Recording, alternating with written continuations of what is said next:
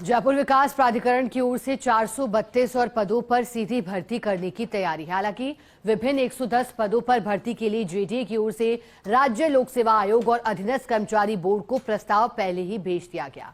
अब किन और पदों पर भर्ती की कवायद है, ये जानने के लिए फर्स्ट इंडिया न्यूज की खास रिपोर्ट जरा देखिए। जेडीए की कुल कैडर स्ट्रेंथ 1932 है, लेकिन जेडीए की स्थापना के बाद आज तक पिछले 42 वर्षों के लंबे समय में जेडीए में कई कार्मिक सेवानिवृत्त हो चुकी हैं। वर्तमान में स्थिति ये है कि जेडीए में स्वीकृत कुल पदों के 66% से अधिक पद खाली चल रही हैं। केवल करीब 1/3 स्टाफ के भरोसे ही जेडीए में काम चलाया जा रहा है। इस स्टाफ में जेडीए सेवा के अलावा प्रतिनियुक्ति पर आए कार्मिक भी शामिल हैं। जेडीए में स्टाफ की कमी का प्रतिकूल असर जेडीए के विकास, नगर नियोजन, प्रवर्तन, राजस्व, विधि एवं उद्यानिकी संबंधित मामलों के निस्तारण पर पड़ रहा है। प्रशासनिक संवर्ग में कुल 1000 स्वीकृत पदों में से 762 पद खाली चल रही हैं। इस संवर्ग में उपायुक्तों के स्वीकृत 31 में से 10 पद रिक्त हैं। तहसीलदार, नायब तहसीलदार के स्वीकृत 54 पदों में से 29 पद खाली हैं। सहायक प्रशासनिक अधिकारी के 41 में से 27 पद खाली हैं।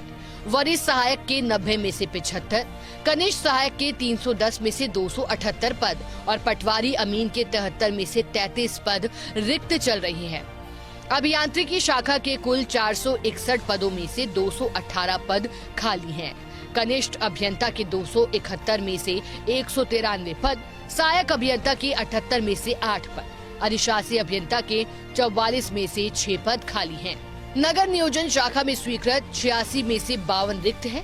सहायक नगर नियोजक के 28 में से 15 पद, सीनियर ड्राफ्ट्समैन के 24 में से 19 पद और नगर नियोजन सहायक के 10 में से 8 पद खाली हैं। जेडीए की वित्त शाखा के स्वीकृत 111 में से 51 पद खाली हैं। इनमें से कनिष्ठ लेखाकार के 60 में से 43 पद खाली हैं। विधि शाखा के स्वीकृत 45 पदों में से 28 पद खाली हैं। कनिष्ठ विधि अधिकारी के 28 में से 19 पद खाली हैं। जेडीए की उद्यानिकी शाखा के कुल स्वीकृत 30 पदों में से 24 रिक्त हैं। प्रवर्तन शाखा में कुल स्वीकृत 94 पदों में से 57 पद रिक्त हैं। इस शाखा में फील्ड असिस्टेंट के 20 में से 16, प्रवर्तन अधिकारी के 19 में से 9 पद, कांस्टेबल के स्वीकृत 30 पदों में से 20 पद खाली हैं। जेडीए की सूचना प्रौद्योगिकी शाखा में 105 में से 88 पद खाली चल रही हैं। इस शाखा में सूचना सहायक के 88 में से 81 पद खाली पड़े हैं। जेडीए में स्वीकृत कुल 1932 पदों में से 1280 पद खाली चल रही हैं। जेडीए में जेडीए सेवा और प्रतिनियुक्ति के कार्मिकों के अलावा अनुबंध पर कंप्यूटर ऑपरेटर और गार्ड लगे हैं। जेडीए में कई शाखाओं में रोजमर्रा का काम इन कंप्यूटर ऑपरेटर और गार्ड के भरोसे है।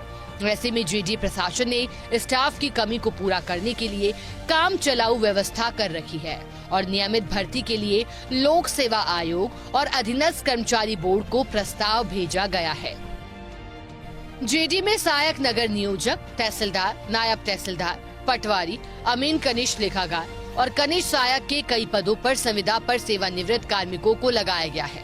इसके अलावा 110 पदों पर सीधी भर्ती के लिए जेडीए ने प्रस्ताव भेज रखा है। जेडीए की ओर से कनिष्ठ लेखाकार के 15 पदों पर भर्ती होगी, कनिष्ठ सहायक के 75 पदों और स्टेनोग्राफर के 10 पदों पर भर्ती होगी। इन 3 संवर्गों के पदों पर भर्ती के लिए जेडीए ने राजस्थान कर्मचारी चयन बोर्ड को प्रस्ताव भेजा है। इसके अलावा जेडीए कनिष्ठ विधि अधिकारी के 10 पदों पर भी भर्ती करेगा। इसके लिए जेडीए ने राजस्थान लोक सेवा आयोग को प्रस्ताव भेजा है। कर्मचारी चयन बोर्ड और राज्य लोक सेवा आयोग से जल्द इन पदों पर भर्ती की उम्मीद है।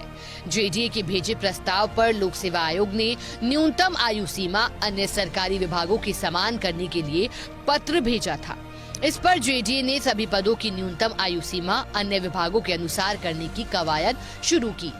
जेडीए के भर्ती नियमों में इसके लिए बदलाव के लिए जेडीए की उच्च अधिकार समिति से स्वीकृति भी मिल गई है। मुख्यमंत्री बचनलाल शर्मा ने 29 नवंबर को नगरीय विकास विभाग की समीक्षा बैठक ली थी। समीक्षा बैठक में मुख्यमंत्री के दिए निर्देशों की पालना के लिए नगरीय विकास विभाग ने कार्रवाई विवरण जेडीए को भेजा था।